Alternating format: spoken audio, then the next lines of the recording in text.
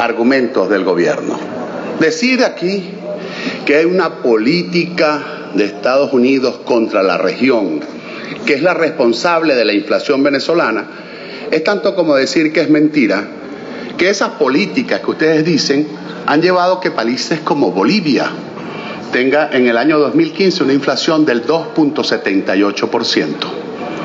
Que países como Ecuador, por cierto, que dicen tener cierta alianza o cercanía ideológica con ustedes, la inflación fue del 3.28%. Y todos los países de América Latina, todos, están en una inflación por debajo de un dígito. Entonces no es una política contra la región, porque mientras todos los países de América tienen un dígito, Venezuela tiene una inflación del 270, o como dice el Banco Central, una inflación hasta septiembre de más del 140%. Se dice que entonces es Dollar Today la que fija el precio de la moneda. Aquí están las responsabilidades constitucionales. 218 es el Banco Central quien fija realmente el valor de la moneda.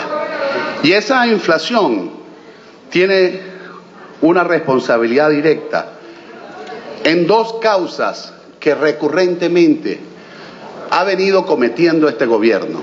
Primero, el uso irresponsable de nuestras reservas. Cada vez son menores nuestras reservas internacionales, no entendiendo este gobierno que las reservas internacionales no es otra cosa que el respaldo de nuestro papel moneda. No entendiendo este gobierno que lamentablemente, mientras menos respaldo tenemos, el Banco Central de Venezuela ha venido emitiendo dinero inorgánico de manera irresponsable. Para que tengamos una idea, desde el año 2013 se ha cuadruplicado, se ha multiplicado por 4 la cantidad de papel moneda, la liquidez monetaria. Estamos hablando de 4 billones 28 millardos. Eso significa que hay mucho dinero circulante con menos respaldo, y esa es responsabilidad exclusiva del Banco Central. Por cierto, que algún diputado dijo que la responsabilidad es que no le aprobamos este decreto, el decreto de emergencia económica, con el cual el gobierno, lejos de hacer cumplir la Constitución en el Banco Central y prohibir la emisión de dinero inorgánico para controlar la liquidez monetaria, pretendía en el artículo 4 imponerle un plan corralito al pueblo de Venezuela. Es decir, ellos siguen irresponsablemente emitiendo dinero inorgánico, pero ustedes querían controlar el dinero que podía manejar el pueblo venezolano. Que ustedes se pretendían atribuir la facultad de decir cuánto dinero en efectivo o por operaciones financieras podía mover cada venezolano con el dinero que es el fruto, el producto de su trabajo. Aquí escuché a un diputado que ahí está dando gritos, hablar de varias teorías económicas, que es responsable como expresidente de la comisión de que todas estas sinvergüenzuras se hayan venido cometiendo en Venezuela. Hablar de teorías, y se le olvidó la teoría de la vagabundería de este gobierno. Estamos cansados ya que se le diga al país que el 70% de las divisas se le han entregado a la empresa privada. ¿A cuáles empresas? A las de maletín que ustedes han creado para defalcar a la nación. ¿A cuáles empresas? A las que han venido sobrefacturando y que hasta un ideólogo de la revolución dijo que estos días se han robado esta revolución más de 300.000 millones de dólares.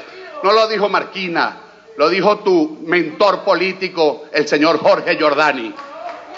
Aquí este gobierno entiende el Banco Central como una caja chica que pretende seguir satisfaciendo la voracidad fiscal emitiendo dinero inorgánico, y no entiende que cada vez que emite dinero inorgánico le está sacando el dinero al pueblo del bolsillo.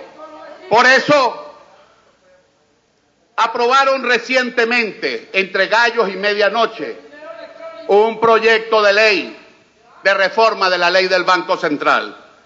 ¿Qué buscaban con ese proyecto de ley? En primer lugar, liquidar definitivamente la autonomía. Incluso en los artículos 17 se atribuye al presidente de la República la facultad exclusiva de designar a todo el directorio del Banco Central, olvidándose que el artículo 320 de nuestra Constitución establece la autonomía y la independencia. Y no puede por ley desconocer el presidente de la República lo que se aprobó el pueblo de Venezuela en una Constitución. Y ahora dice, yo, presidente, nombro el Banco Central, yo, presidente, en los artículos 26 y 27 de esta ley, también tengo la facultad de removerlo. Pues no, señor.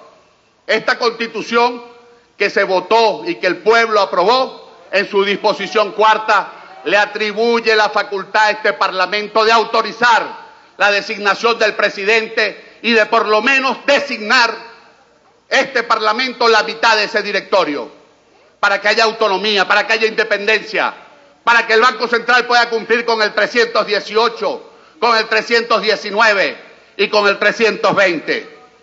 Pretende el gobierno, con esta reforma del Banco Central, posibilitar también lo que es el financiamiento monetario, es decir, violar lo que establece el artículo de nuestra Constitución, de que prohíbe el 220 de manera expresa el financiamiento de políticas deficitarias. Ya este gobierno, para que tengamos una idea, por la vía del financiamiento a PDVSA, le ha dado más de 927 millardos de bolívares. Si lo llevamos a 6.30, estamos hablando que PDVSA le debe al Banco Central más de 147.000 millones de dólares. Es decir, 9 veces las reservas internacionales. Por eso, el pretender violar la Constitución con esta ley nos obliga a nosotros a honrar el compromiso que asumimos con el pueblo y que fue lo que permitió que las 2/3 partes del pueblo de Venezuela votara por la mesa de la unidad. La restitución de la Constitución, la restitución del orden jurídico para garantizarle a los venezolanos empezar a resolver sus verdaderos problemas. Ahí está. Con esta reforma pretenden también legalizar la opacidad para seguir con los manejos oscuros, para que el Banco Central no rinda cuenta. Ayer, sin ir muy lejos, teníamos que aprobar la unidad tributaria. ¿En base a qué? Si el Banco Central no ha publicado el índice nacional de precios al consumidor. ¿Van a obligar a ustedes, a este Parlamento, a desconocer la ley, a no cumplirla? Pues no. Este Parlamento va a hacer cumplir la Constitución y las leyes. Por eso, presidente, esta política que dirige el gobierno con el Ministerio del Banco Central, porque eso es lo que es, un órgano subordinado al señor Maduro y a la voracidad de su gasto público, va a cambiar y tiene que cambiar con la aprobación de una reforma que restablezca el orden constitucional. Por eso, esa inflación que ustedes se burlan se lleva por lo menos 7.900%, sí, en 15 días.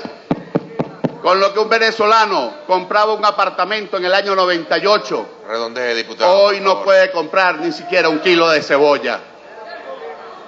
Señor presidente, colegas parlamentarios, como presidente de la Comisión Permanente de Finanzas y Desarrollo Económico, propongo que se incluya como primer punto del orden del día de la próxima sesión inmediata la primera discusión de la reforma de la ley del Banco Central, para acabar con la sinvergüenzura de este gobierno, para que ese funcionario que parece tiene condiciones para arreglar muchas cosas, pero que ha destruido el cuerpo económico de este país, de una vez cesen tantos abusos y tantos atropellos.